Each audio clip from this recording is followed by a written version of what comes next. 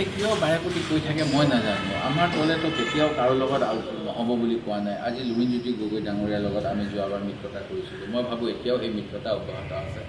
মই ভাবোঁ আমাৰ দলৰ CPM-ৰ লগত মিত্ৰতা আছিল, সেই মিত্ৰতা এতিয়াও অব্যাহত আছে। তেতিয়াহ'লে এই গণ্ডগোলটো ক'ত লাগি আছে?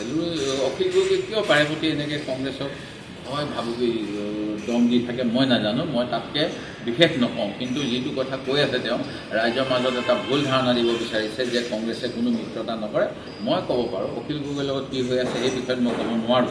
মই যিটো নোৱাৰোঁ মই নোৱাৰোঁ বুলি ক'ম, কিন্তু মই ক'ম যে আজিও অসমত কংগ্ৰেছে অন্যান্য BJP বিৰোধী দলৰ লগত মিত্ৰতা কৰি আছে আৰু এই মিত্ৰতা বাহাল আছে। তেখেতৰ নিজৰ থিংকিঙৰ কথা, নিজৰ চিন্তাৰ কথা মই সেই বুলি নকওঁ। খালি মই ইমানেই কৈছোঁ যে যিটো এটা ধাৰণা দিব বিচাৰিছে যে অখিল গগৈৰ লগত মিত্ৰতা নকৰাৰ কাৰণে গোটেই মিত্ৰতা হোৱা নাই।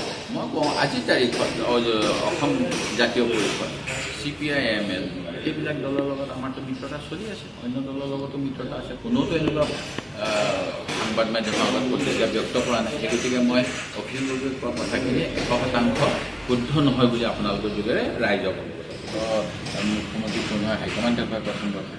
আৰু তেওঁ মই নিজেও কৈছে যে তেওঁ মন্ত্ৰী হ'ব বুলি, বা বহুত দল দেখিছোঁ মই বাহিৰৰ পৰা ছাপোৰ্ট কৰে। আমাৰ CPM CPI দলে এটা সময়ত বাহিৰৰ পৰা ছাপোৰ্ট কৰিছিল, কিন্তু তেওঁলোক BJP বিৰোধী আছিল। গতিকে অখিল গগৈ মন্ত্ৰী হ'ব বুলি কিয় ইমান চিন্তা কৰি আছে? কিন্তু তেওঁ বাহিৰৰ পৰাই ছাপোৰ্ট কৰে, তেওঁ দলে সিদ্ধান্ত লয়। অৱশ্যে তেওঁ দলত কি হয় মই নাজানো, তেওঁলোক অকলে সভা ন, সেইকাৰণে তেওঁৰ কথাটো ক'ব নোৱাৰিম। কিন্তু কথাটো তেনেকৈ ভাবিব নাপায়। আমি BJP বিৰোধী এটা শক্তিশালী কৰিব বিচাৰিছোঁ, তাত সকলোৱে নিস্বাৰ্থভাৱে সহযোগ কৰা উচিত।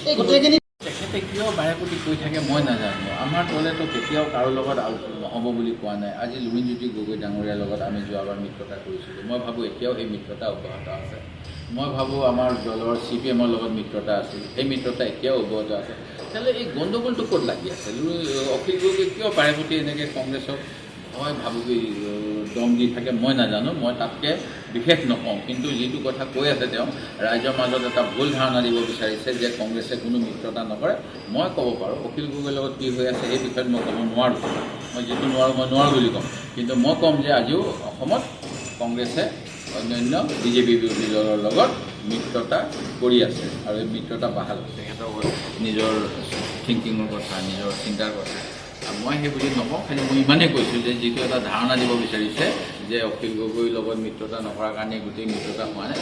মই কওঁ আজিৰ তাৰিখত অসম জাতীয় পৰিষদ, CPI-ML এইবিলাক দলৰ লগত আমাৰতো মিত্ৰতা চলি আছে, অন্য দলৰ লগতো মিত্ৰতা আছে। কোনোতো এনেকুৱা সংবাদ মাধ্যমৰ আগত প্ৰতিক্ৰিয়া ব্যক্ত কৰা নাই। সেই গতিকে মই অখিল গগৈৰ কোৱা কথাখিনি 100% শুদ্ধ নহয় বুলি আপোনালোকৰ যোগেৰে ৰাইজক মুখ্যমন্ত্ৰী কোনোৱে হাইকমাণ্ডে কোৱা প্ৰথম কথা।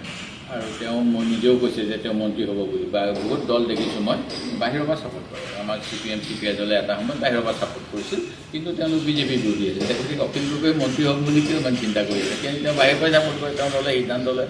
অৱশ্যে তেওঁ দলত কি হয় মই নাজানো, তেওঁলোক অকলে সভা ন, সেইকাৰণে তেওঁৰ কথাটো ক'ব নোৱাৰিম। কিন্তু কথাটো তেনেকৈ ভাবিব নাপায়। আমি BJP বিৰোধী এটা শক্তিশালী কৰিব বিচাৰিছোঁ, তাত সকলোৱে নিস্বাৰ্থভাৱে সহযোগ কৰা উচিত।